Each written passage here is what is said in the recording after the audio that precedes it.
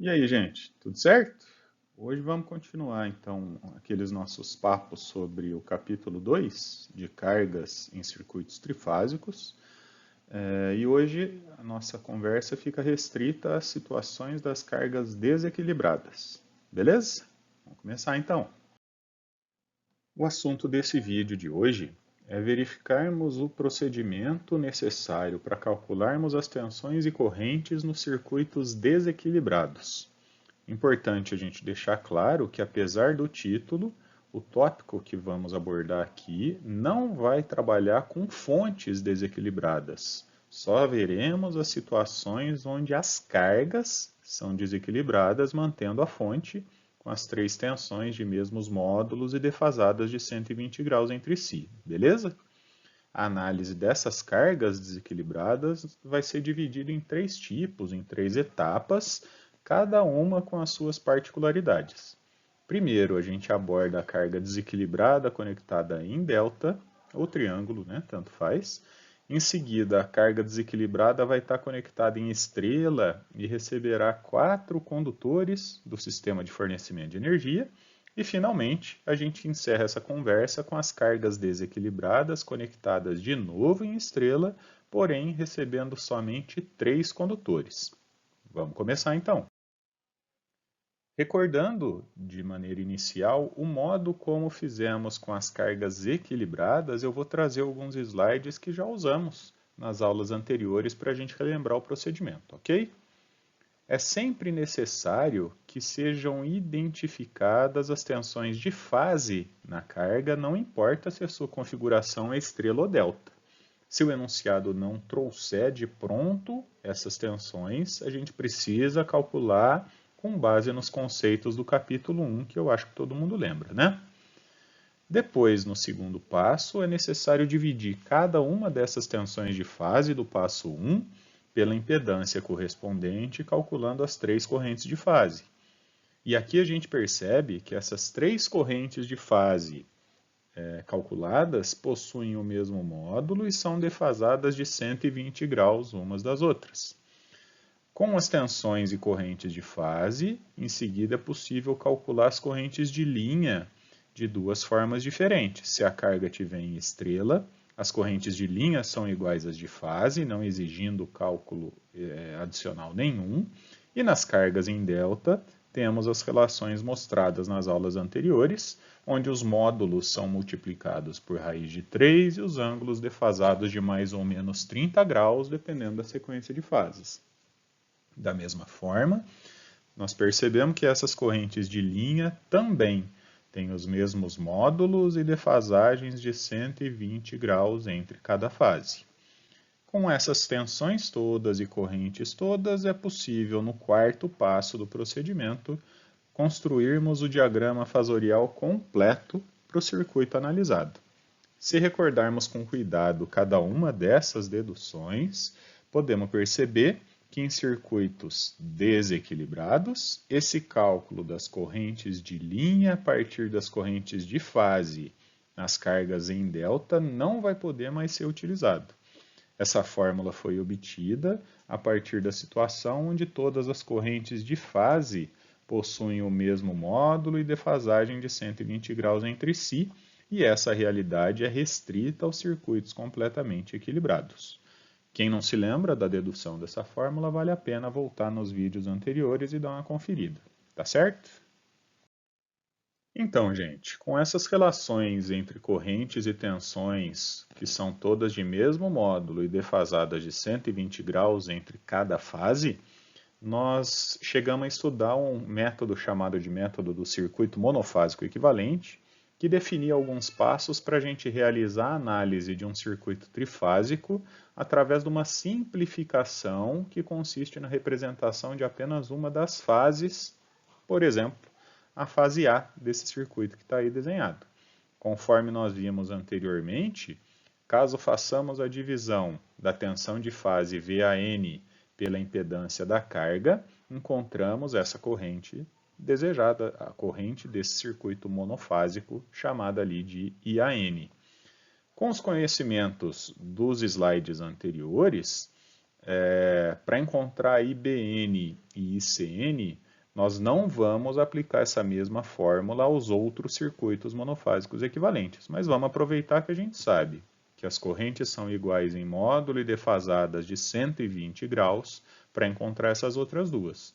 Para isso, vamos somente efetuar a defasagem correspondente à sequência de fases, menos 120 graus para encontrar o IBN, na sequência de fases direta, e mais 120 para encontrar o ICN, a partir do IAN, ou, como está indicado nessa última fórmula, menos 120 graus para encontrarmos ICN a partir do IBN.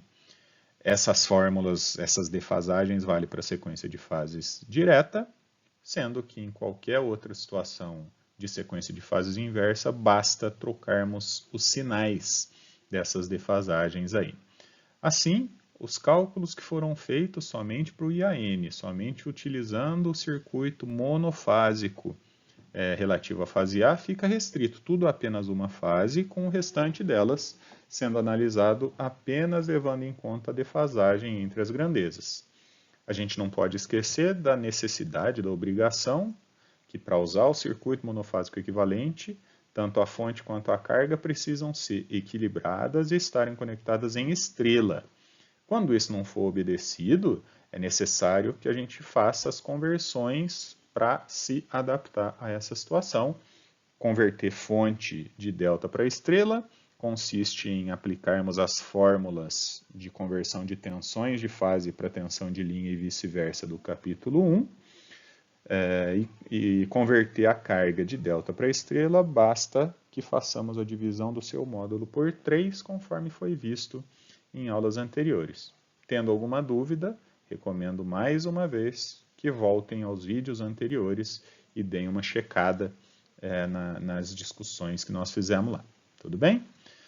Bom, trazendo aqui para essa nova realidade de cargas desequilibradas, não mais vai ser possível trabalhar numa única fase e transportar o resultado para as outras apenas através da defasagem de 120 graus para mais e para menos, porque isso não é mais verdade em carga desequilibrada.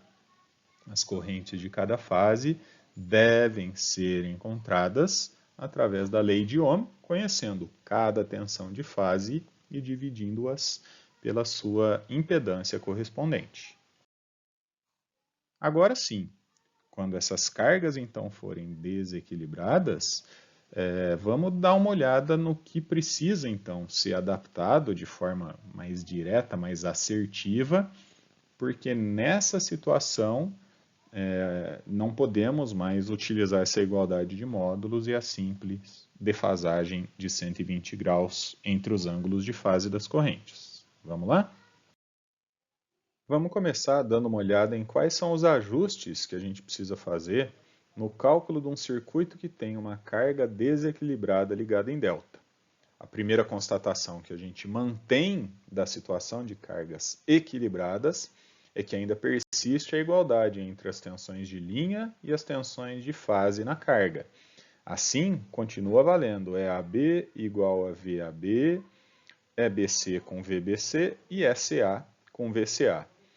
Muito cuidado com isso aqui, tá, gente? Porque eu tenho visto muitos casos em que simplesmente alguns decoram essa frase marcada em vermelho aí, de tensões de linha igual a tensões de fase, sem a atenção da posição onde essas diferenças de potencial estão no circuito. Repetidamente vejo colegas nossos fazendo a tensão de fase na carga igual a qualquer tensão que tem no enunciado.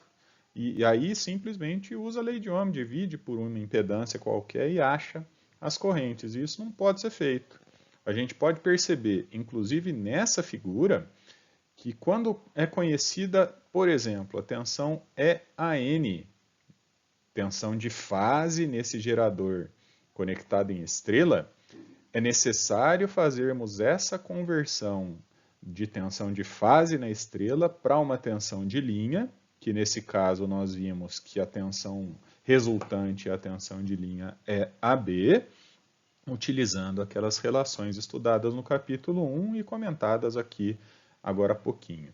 Após encontrarmos esse EAB, aí sim a gente está liberado para fazer essa tensão de linha igual a tensão de fase na carga, que nesse caso vai ser o VAB.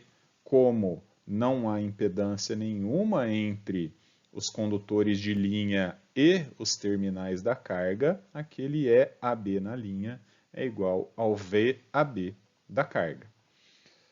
Aproveitando todo o procedimento inicial para as cargas equilibradas que fizemos algumas aulas anteriores, identificamos então que esse VAB é a tensão sobre a impedância Z1, que resulta na corrente IAB, e a mesma fórmula aplicada sobre a impedância Z2 e sobre Z3 nos retornam IBC e ICA, as três correntes de fase. Naquela oportunidade, o que nós fizemos foi aplicar a lei de Kirchhoff para as correntes em cada nó dessa carga delta e concluímos lá na carga equilibrada que cada corrente de linha, chamadas aqui nesses diagramas de IAA, IBB e ICC, cada uma dessas correntes era composta a partir da subtração de duas correntes de fase, como as fórmulas estão mostrando aí para nós. Tudo isso continua valendo até agora, também com a carga delta desequilibrada, mostrando que não tem muita novidade no procedimento. Daqui em diante, quando a gente tinha uma carga delta equilibrada, nós concluímos que havia uma condição particular onde essas três relações, quando as correntes de fase possuem mesmo módulo e 120 graus de defasagem, a gente encontra uma relação que a corrente de linha vai ter o módulo raiz de 3 vezes maior e o ângulo defasado de 30 graus para mais ou para menos com relação à corrente de fase. Essa fórmula adicional é que não vale mais agora, como eu disse nos slides anteriores.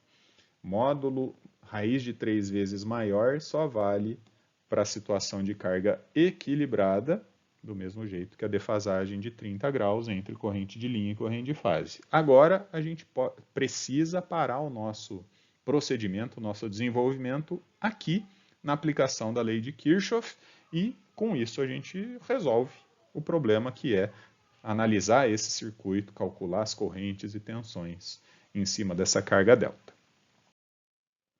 No segundo momento, vamos abordar aqui a carga desequilibrada, agora conectada em estrela, e diferente do que aconteceu quando essa carga estrela era equilibrada, onde o quarto condutor, chamado de condutor neutro, era opcional, inclusive nós deduzimos que a corrente que circula por esse condutor neutro é nula.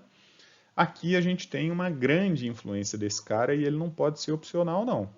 Por isso, nós vamos estudar essa carga estrela desequilibrada em dois momentos. Esse primeiro momento, com ela recebendo 4 condutores vindo da fonte, e num segundo momento, onde esse condutor neutro não existe e temos uma carga estrela desequilibrada a 3 fios. Bom, vamos lá. Eu aproveito aqui de novo um slide que foi usado lá para a carga estrela equilibrada, para comprovar mais uma vez que não tem grande diferença conceitual e de procedimento, só a quantidade de trabalho que a gente vai ter que realizar é que cresce um pouquinho. Primeiro, mais uma vez, a gente precisa identificar qual é a tensão que efetivamente está sobre os terminais de cada impedância, para somente assim podermos aplicar a lei de Ohm para encontrar as correntes associadas. Nessa carga conectada à fonte através de 4 fios, a gente tem a garantia de que as tensões entre fase da fonte, eu estou apontando aqui para a tensão VEAN da fonte, elas vão ser fornecidas de maneira completa para a carga. Verifiquem comigo que o ponto A maiúsculo que está aqui em cima está exatamente no mesmo potencial do ponto A minúsculo que está aqui na carga. Da mesma forma que B maiúsculo, B minúsculo e C maiúsculo com C minúsculo e por fim o N grande com N pequenininho. Assim, desse jeito, o EAN que está lá na fonte é exatamente igual ao VAN que está aqui na carga. Temos então a tensão VAN dividido pela impedância Z1, nos dando a corrente IA, a corrente IB a partir da divisão do VBN pelo Z2 e, finalmente, a corrente IC a partir da divisão de VCN por Z3. Vimos também que a soma dessas três correntes é igual à corrente de neutro, e encontramos isso através da aplicação da lei de Kirchhoff para as correntes naquele nozinho, e quando todo o circuito era equilibrado, tensões na fonte, impedância da carga, todas essas impedâncias, tudo certinho, do ponto de vista de equilíbrio e simetria, já demonstramos que essa corrente de neutro tem um valor nulo. Porém, agora com a carga desequilibrada, não temos mais a igualdade nos seus módulos das correntes e nem as defasagens de 120 graus entre elas, fazendo com que esse resultado não seja mais igual a zero. Além disso, quando a carga está ligada em estrela, ainda temos aquela afirmativa, para a gente encerrar, que a corrente de linha ainda permanece sendo igual às correntes de fase, mesmo na carga estrela desequilibrada. Isso repete quase tudo que a gente fez para a carga estrela equilibrada. A grande diferença é que aqui a gente não pode mais usar aquela possibilidade de calcular apenas uma corrente através da lei de Ohm e depois chegar até as outras duas, simplesmente igualando módulos e defasando de 120 graus cada uma das fases. O circuito monofásico equivalente precisa que a carga esteja equilibrada e aqui isso não é verdade. A gente precisa mesmo usar a lei de Ohm 3 vezes, calculando cada uma das correntes de maneira individual, porque apesar das tensões da fonte ainda serem equilibradas e simétricas, as impedâncias são diferentes, levando a perceber, mais uma vez, que esse circuito monofásico equivalente dos slides anteriores não é mais útil aqui nesse momento. Beleza? Vamos em diante. Na carga estrela, quando não recebe aquele quarto condutor, está desequilibrada e conectada a 3 fios, a nossa fonte, não há a transferência do potencial do ponto neutro da fonte para o neutro da carga. Aproveito mais uma vez aqui um slide que foi usado para o procedimento de uma carga estrela equilibrada, para a gente comprovar de novo que não tem grandes diferenças no procedimento. Aqui sim a gente vai ter algumas modificações que, sem inventar muita moda, a gente vai conseguir passar para vocês. Bom, primeiro, nunca muda nosso procedimento, é necessário que sejam identificadas as tensões que efetivamente estão sobre os terminais de cada impedância para a gente poder usar a lei de Ohm. Aí vem um problema, porque a ausência do quarto condutor faz com que os neutros, o neutro da fonte seja diferente daquele N minúsculo que está na carga, fazendo com que a gente não conheça onde é que estão essas tensões de fase. Aqui a gente não tem a garantia que aquele ponto comum da carga, esse N minúsculo, está no mesmo potencial do neutro da fonte. Sem essa garantia, não podemos utilizar diretamente a lei de Ohm para calcular as 3 correntes de fase. Entenderam? A gente não pode usar a lei de Ohm porque a gente não conhece as tensões VAN, VBN e VCN, e elas não são conhecidas pelo fato de não sabermos onde é que está esse ponto neutro. Para aplicarmos a lei de Ohm sobre cada uma das impedâncias, para chegarmos nas correntes de fase, simplesmente pelo fato da carga estar em estrela, desequilibrada e somente a 3 fios, as equações continuam sendo exatamente as mesmas e as correntes de linha continuam sendo iguais às correntes de fase.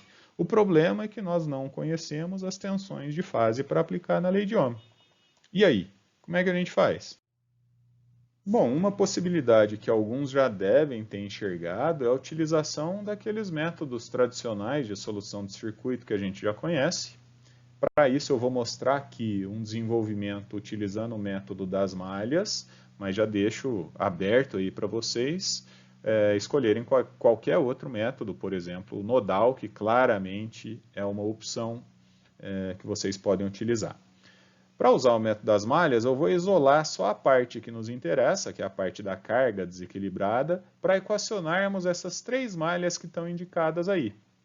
Na primeira, temos a equação EAB menos VAN mais VBN percorrendo essa malha fechada, esse caminho fechado aí num sentido anti-horário, né, com EAB positivo, VAN negativo e VBN também positivo. Na segunda malha, a mesma ideia, e na terceira, a mesma coisa. E temos aí, então, ainda não resolvido o nosso problema, mas a gente pode usar o que a gente tem indicado aí no circuito, que é, para cada uma das tensões de fase, usar a lei de Ohm, conhecendo impedância e corrente, a gente pode trazer para substituir essas tensões de fase por esse equacionamento da lei de Ohm. E assim, fazendo essa simples substituição, como o objetivo do nosso problema era calcular as correntes, normalmente é esse o objetivo dos problemas que a gente tem, chegamos num sistema de 3 equações e 3 incógnitas, porque normalmente a gente conhece todas as tensões de linha, que estão do lado esquerdo da igualdade, e também conhecemos todas as impedâncias da carga trifásica, sobrando só as três correntes IAN, BN e CN como incógnita. Um sistema de 3 equações e 3 incógnitas fica tranquilo para a gente resolver. A solução apresentada, e aí eu estou tirando a figurinha e essas equações todas do Boylestad, lá é apresentada essa solução com essas três fórmulas para essas correntes IAN, BN e CN, as três correntes de linha, que são iguais às correntes de fase, levando em conta todas as impedâncias e também as tensões de linha do circuito. Precisando, a gente pode consultar lá a qualquer momento, ok? Uma segunda forma da gente resolver esse caso é utilizando a lei de Kirchhoff para as correntes naquele ponto Nzinho da carga. A soma das correntes que chegam lá, IA e B e C, é igual à soma das correntes que saem do nó. E nesse caso, como não sai corrente nenhuma, tem que ser igual a zero. Partindo dessa equação, vamos substituir as correntes pela aplicação da lei de Ohm sobre cada impedância. Apesar de não conhecermos ainda as tensões de fase, fazermos essa substituição, a gente chega nessa equação de cada tensão de fase dividido pela impedância e a soma delas igual a zero. Fazendo isso, não resolveu, porque a gente tem uma única equação e três incógnitas, né?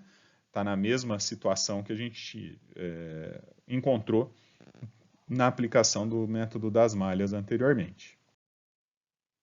Vamos dar uma olhada nesse diagrama fasorial de tensões para ver se a gente consegue sair do lugar. Como a fonte está numa situação de equilíbrio, aquelas relações definidas lá no capítulo 1 continuam valendo aqui. E considerando a sequência de fases direta, esse é o diagrama fasorial, para as tensões de fase na fonte, a N, a BN e a CN, e também as três tensões de linha.